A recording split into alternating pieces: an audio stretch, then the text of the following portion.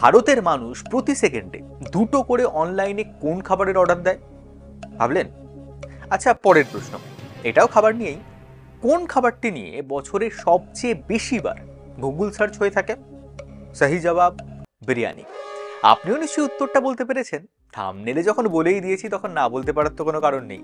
তাই আমি আপনাকে কোটি টাকা প্রাইজ দিচ্ছি না, বদলে চলুন আজ গুছিয়ে বিরিয়ানির গল্প করা যাক। বিরিয়ানি কোত্থেকে এলো আর কিভাবে তা হয়ে উঠলো মাছে ভাতে বাঙালির ইমোশন। খুব শিগগিরই বোধহয় বিরিয়ানি আমাদের জাতীয় খাবার ঘোষিত হতে পারে। না, সরকারি সূত্রে এমন কোনো খবর নেই, কিন্তু যেভাবে গ্রাম শহর নির্বিশেষে পাড়ায় পাড়ায় বিরিয়ানির দোকান গজিয়ে উঠেছে, তাতে এটা আমার একটা অমূলক আশঙ্কা মাত্র। 40, 50, 60 থেকে 100 বা 500 টাকা প্লেটে হরেক দামে হরেক মানের বিরিয়ানির এখন সর্বত্র পাওয়া যায়। তার সব কটা যথার্থ বিরিয়ানি হয়তো হয়ে ওঠে না, কিন্তু সেই স্বাদের বিরিয়ানি যে চাখেনি তার কাছে লাল কাপড়ে ঢাকা হাঁড়িতে সুগন্ধি রঙিন ভাত, মাংস, ডিম, আলু সহযোগে সবই বিরিয়ানি। অবশ্যই আলু বস্তুটি কলকাতা বিরিয়ানিরই জান। আর আপনি ভূভারতে যেখানেই যান এই আলু জানকে আর কোথাও খুঁজে পাবেন না। ভারতের প্রত্যেকটি জায়গায় বিরিয়ানি কিন্তু আলাদা আলাদা রকমের হয়। কাশ্মীরে যেমন বিরিয়ানির বিশেষত্ব হচ্ছে ড্রাই ফ্রুটস আর কেশর, তেমনি দক্ষিণ ভারতে বিরিয়ানিতে স্থান পেয়েছে কারি পাতা। কিন্তু এই বিরিয়ানি কোত্থেকে এলো বলুন তো? বিরিয়ানি এই শব্দটার পিছনে রয়েছে দুটি পার্সিয়ান শব্দের প্রভাব, বিরিয়ান আর বিরিজিন। বিরিয়ানির অর্থ হচ্ছে ফ্রাইড বিফোর কুকিং, অর্থাৎ রান্নার আগে ভাজা। আর দ্বিতীয় শব্দ বিরিজিন, এর অর্থ হচ্ছে রাইস বা ভাত। দুয়ে মিলে দাঁড়ায় ভেজে বানানো ভাত। শুনতে কেমন এই ফ্রাইড রাইস লাগছে না? তবে বলাই বাহুল্য যে ফ্রাইড রাইসের সঙ্গে বিরিয়ানির একদমই মিল নেই। পারস্যে প্রাচীনকালে ভাত, মাংস, বাদাম আর মশলা দিয়ে যে খাবার বানানো হতো সেটাই ভারতীয় বিরিয়ানির পূর্বপুরুষ। তবে যেহেতু মশলা পারস্যে অত ভালো পাওয়া যেত না, তাই আজকের ভারতীয় বিরিয়ানির রূপ, রস, গন্ধের সঙ্গে তার আর কোনো মিলই নেই। অনেক ইতিহাসবিদ আবার বলেন যে দক্ষিণ ভারতে অনসরু নামে একটা খাবার বিরিয়ানির পূর্বসূরি। চাল, মাংস, হলুদ, ধনেপাতা, কারি পাতা দিয়ে তৈরি হয় এই অনসরু। 2 খ্রিস্টাব্দ নাগাদ তামিল সাহিত্যে যার উল্লেখও পাওয়া যায়। তবে বিরিয়ানি এলো কোত্থেকে তা নিয়ে গবেষকদের আজও তর্ক চলে। ইতিহাসের এই গল্পগুলো আবার উত্তর ভারত ও দক্ষিণ ভারতের ক্ষেত্রে আলাদা আলাদা। দক্ষিণ ভারতের সঙ্গে প্রাচীনকাল থেকেই আরব বণিকদের একটা বাণিজ্যিক যোগাযোগ গড়ে উঠেছিল। আরবেরা মালাবার থেকে মশলা নিয়ে ইউরোপের বিভিন্ন দেশে গিয়ে বিক্রি করত। দক্ষিণ ভারতীয়রা বলেন এই আরব বণিকরা যখন আরব সাগরের পথ ধরে মালাবার উপকূলে পৌঁছন তখনই ভারতে নাকি বিরিয়ানির পদার্পণ ঘটে। এই বণিকরা একটি পাত্রে চাল, মাংস আর বিভিন্ন মশলা দিয়ে বানাতেন বিরিয়ানি। কালক্রমে দক্ষিণ ভারতের নানা রকম মশলা, কারি পাতা, রান্নার পদ্ধতি এই খাবারটির সঙ্গে যুক্ত হয়ে যায়। দক্ষিণ ভারতে থালাসেরি বিরিয়ানি, মালাবার বিরিয়ানি, ভাটকাল বিরিয়ানি বা হায়দ্রাবাদের বিরিয়ানি ইত্যাদি জায়গা ভেদে আলাদা আলাদা বিরিয়ানির আলাদা আলাদা রূপ রয়েছে। অনেক ইতিহাসবিদ বলেন যে 1398 সালে যখন তৈমুর ভারত আক্রমণ করে তখন তার সাথে বিরিয়ানি ভারতে আসে, কারণ বিরিয়ানি ছিল তার প্রিয় খাদ্য। কিন্তু বেশিরভাগ ঐতিহাসিক ভারতে বিরিয়ানি প্রচলনের কৃতিত্ব মুঘলদেরই দেন। এটা নিয়ে একটা গল্প প্রচলিত রয়েছে, গল্পটা অনেকের জানাও, যে শাহজাহানের রানী, প্রিয় রানী মুমতাজ একবার সৈন্যদের তাঁবুতে গিয়ে দেখেছিলেন যে সৈন্যদের অবস্থা খুব একটা ভালো নয়, কারণ তাদের কোনো রকম পুষ্টিকর খাবার দেওয়া হচ্ছে না। তাই তাঁর নির্দেশে ভাত, ঘি, মাংস আর বাদামের সহযোগে তৈরি হলো একটা 1 পট মিল, যেটা পুষ্টিকর, এবং সেটাই নাকি প্রথম বিরিয়ানি। যদিও অনেকেই কথা মানতে চান না, কারণ সারিল ঔষধের আগে তো বাবার হলো আবার জ্বর আছে। অর্থাৎ সেই বাবা হচ্ছে প্রথম মুঘল সম্রাট বাবর। তিনি নাকি পিলাফ নামে একটি খাবার খেতে খুব পছন্দ করতেন, এমনটাই লেখা আছে আকবরের আইনে আকবরীতে, যার রন্ধন পদ্ধতি আর উপকরণ বিরিয়ানির সঙ্গে মিলে যায়। ইতিহাস আরও একটু যদি খুঁটিয়ে দেখা যায় তাহলে জানা যায় যে বিখ্যাত পর্যটক আল বিরুনি ভারতে এর অনেক আগে থেকেই বিরিয়ানির মতো একটা রান্নার কথা বলেছেন।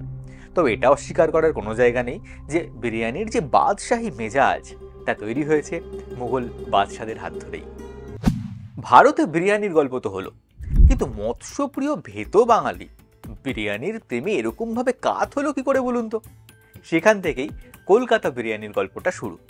আজ সারা বিশ্বে খাদ্যরসিক আর বিরিয়ানি প্রেমিকদের দরবারে কলকাতা বিরিয়ানি কিন্তু বেশ সমীহ আদায় করে নিয়েছে। তাহলে এই কলকাতা বিরিয়ানির যাত্রাটা কবে থেকে শুরু হলো? সময়টা 1856 সাল।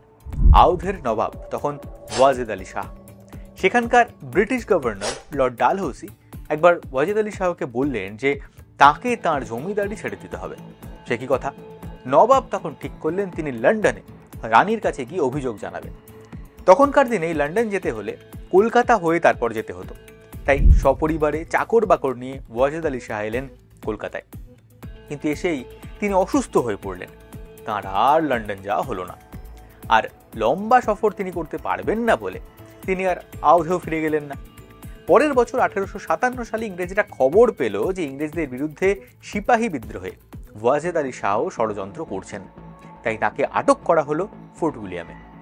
সিপাহী বিদ্রোহ না মেটা পর্যন্ত প্রায় 26 মাস তিনি সেখানেই বন্দী ছিলেন।